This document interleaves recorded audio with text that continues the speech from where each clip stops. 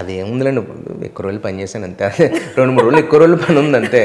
అదే చెప్తా. అందుకే ఆయన అంటారు మేబీ మనోజ్ బాజ్పేయి గారు లాంటి క్యారెక్టర్తో పోల్చడానికి అదే రీజన్ ఏమో. అసలు మనోజ్ బాజ్పేయి ఎక్కడ, మనం ఎక్కడ, ఆయన ఏదో అన్నారు అంతే. కాకపోతే ఆ మ్యాచ్ ఎందుకంటే ఈ కథలో ఆ క్యారెక్టర్కి అంత లెంగ్త్ ఉంది అంతే. ఎక్కువ రోజులు పనిచేసాను ఏంటంటే వెయిట్ నేను ఎక్కువ మోస్తాను ఈ కథలో డిఫరెంట్ షేడ్లో. బట్ సినిమా ఆయన హీరో ఈజ్ ఆల్వేస్ హీరో. ఆ లెక్క వేరు, నా లెక్క వేరు. బట్ బాగుంటుందండి, చాలా బాగుంటుంది. అవును, 2-3 రోజులు ఎక్కువ పనిచేశాను. 2 రోజులని భలే చెప్తున్నారు. అవును, 2-3 రోజులు ఎక్కువ పనిచేశాను. పవన్ సాధినేని గారి గురించి మాట్లాడుకోవాలి అంటే మీరు ఇందాక ఆల్రెడీ చెప్పారు అన్ఎక్స్పెక్టెడ్గా నాకు వచ్చిన ఆపర్చునిటీ కాదు అని. అంటే ఆయన మీకు ముందు నుంచే పరిచయమా? అయ్యో, ఆయన ఎప్పుడో నాకు ఆయన డైరెక్టర్ కాకముందు నుంచి పరిచయం. బట్ కాకపోతే ప్రేమ ఇష్క్ కాదలనే ఫస్ట్ సినిమాకి నా గుండె జారు గలంత ఏందని నేను గే రోల్ చేశాను. మీ అందరికీ తెలుసు, అది నేషనల్ లెవెల్ అన్ని భాషల్లో పనిచేశాను, తమిళ్, కన్నడ, వాటిలో ఈవెన్ హిందీ వరకు. సరే పక్కన పెడితే మ్యాటర్ ఏంటంటేనమ్మా, అది మెటీరియలైజ్డ్ అవ్వకపోయినా నాకు అప్పుడున్న బిజీకి దానికి బెక్కం వేణుగోపాల్ గారు అనే ప్రొడ్యూసర్ గారు కాల్ చేసి ఇలా ఒక సినిమా ఉంది, చాలా మంచి డైరెక్టర్ అది ఇది అని. అప్పటికి నాకు పవన్ సాధినేని గారు కొంతవరకు పరిచయం, బట్ అంత క్లోజ్ కాదు. బట్ ఫస్ట్ సినిమా ప్రేమ ఇష్క్ కాదలోనే నాకు ఆయన వేషం ఇచ్చారు. గుండె జరగలంత ఇందులో బాగా చేశానని అందరూ మాట్లాడుకుని లోపాయికారిగా ఎవరెవరు మాట్లాడడం వల్ల వేషం వచ్చిందో నాకు తెలియదు. బెక్కం గారు పిలిచారు, బెక్కం వేణుగోపాల్ గారు, వెళ్ళాము. నానక్రామగూడ రామానాయుడు స్టూడియోలో షూటింగ్, వెళ్ళి పనిచేశాను. అది చాలా వెరీ హ్యాపీ. అలా పరిచయం, ఆయన ఫస్ట్ సినిమాకే పరిచయం నాకు. దాని ముందు ఆయన షార్ట్ ఫిల్మ్స్ ఏవో మేకర్గా వచ్చి అప్పట్లోనే ఆయన హ్యూజ్గా రూల్ చేశారు పవన్ సాధినేని గారు. ఆయన చాలా గట్టి ముద్ర వేశారు. ఇప్పుడు వచ్చిన తరుణ్ భాస్కర్ గారు వాళ్ళకంటే ఆయన అప్పట్లోనే ఒక క్రేజీగా ప్రాజెక్ట్స్ చేశారు. ఆయన షార్ట్ ఫిల్మ్స్ నుంచి చేసుకోవచ్చు, లైక్ సాహో డైరెక్టర్, వీళ్ళు వాళ్ళకంటే సీనియర్ అయినా యాక్చువల్లీ. అంటే నేను వచ్చింది ఎంట్రీ ఏజ్ పరంగా సీనియర్ అని కాదు, క్రియేటివిటీలో వాళ్ళనే ఆశ్చర్యపరిచాడు ఆయన. వీళ్ళందరూ ఫ్రెండ్స్ అనమాట. పవన్ సాధినేని గారు ఈజ్ వెరీ హెల్దీ అమ్మ. అలాంటి డైరెక్టర్ నేను ఎప్పుడు చూడలే. ఎందుకంటే ఆయన చిన్నపిల్లలాగా షార్ట్ చేసుకుంటారు, 2 సార్ చూడండి సార్ ఎంత బాగా వచ్చిందో షార్ట్ అని చూపిస్తారు అనమాట. నాకు ఆయన ఇలా షార్ట్ చూడడం మనిషిని ఆయన చూస్తే ఆయనకు తెలియదు, నేను చూసుకుంటూ ఉంటాను.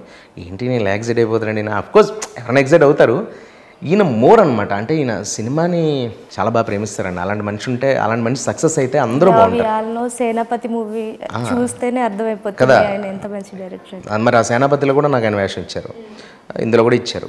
అన్ఎక్స్పెక్టెడ్గా వేషాలు రావండి, ఎక్స్పెక్టెడ్గానే రావట్లే, ఇంకా అన్ఎక్స్పెక్టెడ్గా వస్తాయి. మీకు ఇస్తామంటేనే ఇవాళ ఇస్తామని వాళ్ళు రేపు వేషం ఎవరు మాకు ఏవో రికమెండేషన్స్, లేదా మేనేజర్ వద్దంటాడు, కో డైరెక్టర్ జోషిరవే కావాలంటాడు, మేనేజర్ వద్దంటాడు, లేదా ప్రొడ్యూసర్ గారికి ఎవరో వాళ్ళ ఫ్యామిలీ నుంచి కావాలి, అసిస్టెంట్ ఎవడో వాడు రూమ్మేట్ని పెట్టాలనుకుంటాడు. ఇక్కడ ఎవరిది తప్పు కదమ్మా. మన టైం బాగుండి మనం టాలెంటెడ్ అయితే ఒకటి, మనం టైం కూడా బాగుండాలి, అన్ని రకాలు కలిసి రావాలి. నేను పెద్దగా లక్ని అంత నమ్మను, కానీ టాలెంట్ని నమ్ముతాను. లేట్ అయినా బలంగా పనిచేస్తాయి అలాంటివి, అలా నమ్మనంతకాలం టాలెంట్నే నమ్మి ఉన్నాను నేనైతే. లక్ కూడా ఫేవర్ అవ్వాలి, అది వాస్తవం, కానీ దాన్ని నమ్ము కూర్చోకూడదు, మన పని మనం చేసుకుంటూ పోవాలి. పవన్ సాధినేని గారి గురించి మాట్లాడాలంటే మటుకు he's very well much talented, is very roots, అంటే డౌన్ టు ఎర్త్ అనమాట. ఆయన ఏ కథనైనా హ్యాండిల్ చేయగలడు. ఆయన అంత ప్రేమేష్ కథలు చూడండి కథ సంబంధం లేదు, సావిత్రి ఫ్యామిలీ కథ చూడండి సంబంధం లేదు, సేనాపతి ఒక రస్టీ కథ, ఒక మూడ్, అదొక అసలు అది చెప్పనేలేము అసలు. అదొక పోలీస్ స్టోరీ, అదొక కాప్ లెవెల్లో, అలాగే ఒక హ్యూమన్ ఎమోషన్, ఒక ఫ్యామిలీలో ఒక తండ్రి పడే బాధ, అది అసలు ఇదేమో సంబంధం లేదు. ఇది అసలు ఇంక మీరు ఊహ కూడా అతీతం అనమాట ఇది. ఇందులో మా కథలో వ్యాన్ కూడా ఒక పాత్ర, ఒక క్యారెక్టర్. మీరు పోస్టర్స్లో ఫస్ట్ మేము ఎవరు రాకముందు వ్యానే వచ్చింది, అదే పెద్ద హీరో మా కథలో. అంటే అది కూడా మాట్లాడుతుంది ఆ వ్యాన్ కూడా. అలాగా దయ అనే కథ, దాని తాలూకా కమామిషు, దాని తాలూకా వ్యవహారం అంతా కూడా పవన్ సాధినేని గారి ఒక బ్రహ్మ మా దృష్టిలో. దీని అద్భుతాన్నిటికీ క్రెడిట్ ఆయనకే ఇస్తాం మేము. ఇదేదో మోడెస్ట్గా మాట్లాడడం కాదు, ఆయన అనుకుంటే జరిగింది అంతే, లేకపోతే మేము ఎవరు లేము. Okay, is talented, is very talented. Okay, ఇందాక మీరు ఆ టాపిక్ తీశారు కాబట్టి నేను మాట్లాడుతున్నాను. మీ లైఫ్లో ఏమైనా అలా వచ్చి ఇలా వెళ్ళిపోయిన అవకాశాలు ఏమైనా ఉన్నాయా? చాలా ఉంటాయి, అందరికీ ఉంటాయి, నాకే ఎందుకు ఉంటాయి. పెద్ద పెద్ద వాళ్ళు అమితాబ్ బచ్చన్ గారి దగ్గర నుంచి చిరంజీవి గారి వరకు వాళ్ళు చేయాల్సిన సినిమాలు వేషం ఇస్తానని రేపు ఇవ్వరు. అంటే అదేమి వాళ్ళు మన మీద ఏం ప్రత్యేకంగా పగపించుకోరు. మనమేనా వాళ్ళు ఏమైనా ఇంట్లో దొంగతనాలు చేసామా, మర్డర్ చేసామా, వాళ్ళు ఇద్దాం అనుకుంటారు. ఇంకోటికి మన మొహం ఇష్టం ఉండకపోవచ్చు, లేకపోతే మన యాటిట్యూడ్ వాడికి నచ్చకపోవచ్చు, ఇంకొకటి ఎవడో ఏదో అనొచ్చు. అది డైరెక్టర్ పాపం. నా డైరెక్టర్ అనే వ్యక్తి ఏంటంటే, నేను మామూలుగా ఎవరో పేరు అని కాదు, ఒక డైరెక్టర్ పొజిషన్లో ఉన్న పర్సన్ క్రియేటివ్గా ఆలోచిస్తూ అతను సెన్సిబుల్గా అతను ఈ పాత్రకి ఇతను పెడదాం, ఇతను పెడదాం అనుకుంటాడు. ఆ టైంలో అతని దగ్గరికి ఒక మనిషి సార్ అతను పెడదాం, కానీ అతను టైంకి రాడు సార్ అని ఎవరన్నా అబద్ధాలు చెప్పారనుకోండి, రాడు అని. అంటే వాడికి ఎవరినో పెట్టాలని ఉంది, దానికి మన మీద బ్యాడ్గా చెప్తారు.